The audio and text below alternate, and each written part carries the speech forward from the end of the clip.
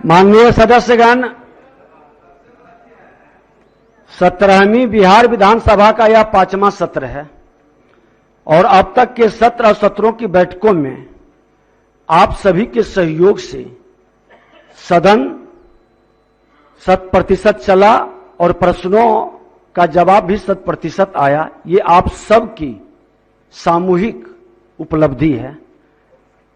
विगत 2-3 दिनों से जो गतिरोध आया है, पिछले 2-3 दिनों में सत्र के आरंभ से ही सदन में जो कुछ हो रहा है उससे हम सभी वाकिफ हैं।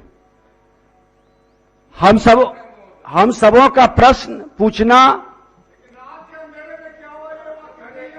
बता रहे हैं।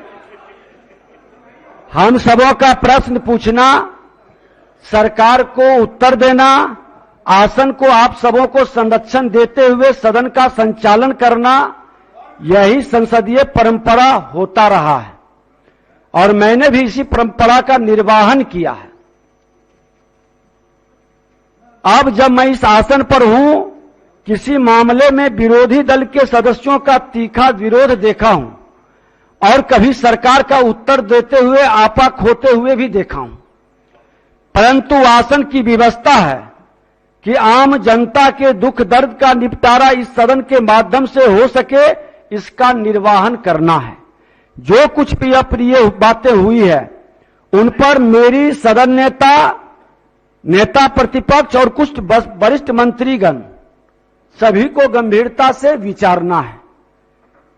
सदन ने इस संदर्भ में अपना वक्तव्य भी संसदीय कार्य मंत्री जी दिए हैं।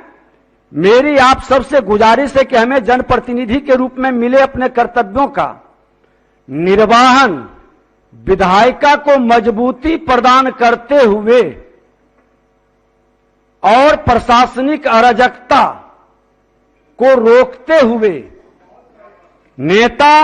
सदन नेता प्रतिपक्ष लोकतंत्र के 2 आंखें हैं और दोनों की आंखें स्वस्थ रहे, सक्षम रहे, ताकि हमारा विधायिका मजबूती के साथ इस लोकतंत्र के सबसे बड़े मंदिर में ईमानदारी से अपने कर्तव्य का पालन करते रहे।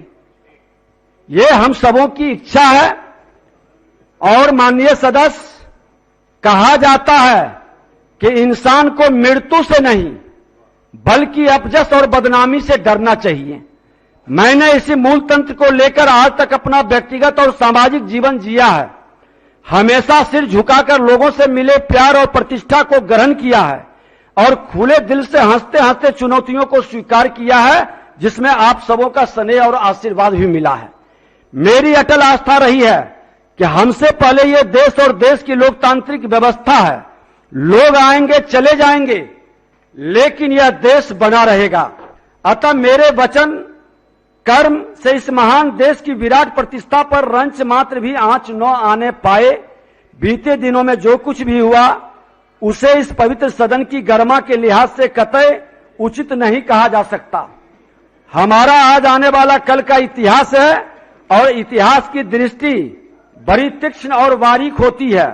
हमारा आज का आचरण और व्यवहार जब इतिहास का हिस्सा बन जाता है, तब उसे सही या गलत साबित करने को हम और आप मौजूद नहीं होंगे।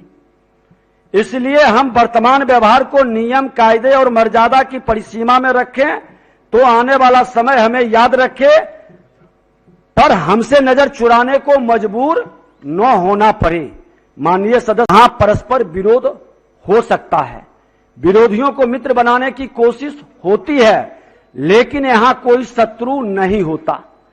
राजनीति की रफ्तीली राहों में फूल भी है, सूल भी है, धूल भी है, गुलाब भी है, कीचड़ भी है, चंदन भी है, सुंदरता भी है, कुरूपता भी है और इसमें से किसी भी लोग अपना दामन बचाकर नहीं निकल सकते।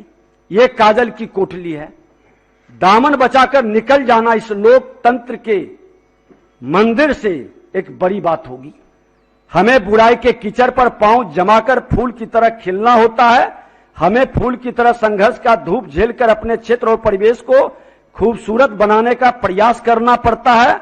मैंने आज तक के अपने सार्वजनिक जीवन को इसी सरलता, सहजता, साफगोई से जीने का प्रयास किए हैं। बीते दिनों में जो कुछ भी हुआ वैसा दोबारा न, इसलिए आग्रह है कि आपकी भावनाओं को संसदीय कार्य मंत्री जी बोले हैं, उप मुख्यमंत्री जी भी आ गए हैं, 2 शब्द बोल देंगे। माननीय मुख्यमंत्री जी से भी बात हुई है, उन्होंने विश्वास दिलाया है कि विधायिका की शक्ति को हर हाल में मजबूती देंगे और विधायक के लोकतंत्र के मंदिर की प्रतिष्ठा गिरने नहीं देंगे। ये और मैं ये बता देता हूं कि होली का महाउत्सव है। होली के मौसम पर हम लोग अपने कई बैर भाव व्यवहार को भूलकर गले मिलते हैं। यही मानकर हम आग्रह करेंगे सदन चले। होली के बाद 25 तारीख को विशेषाधिकार कमेटी की बैठक पुनः होगी और लोकतंत्र के मंदिर को, विधायिका को किसी भी कीमत पर कमजोर नहीं होने देंगे।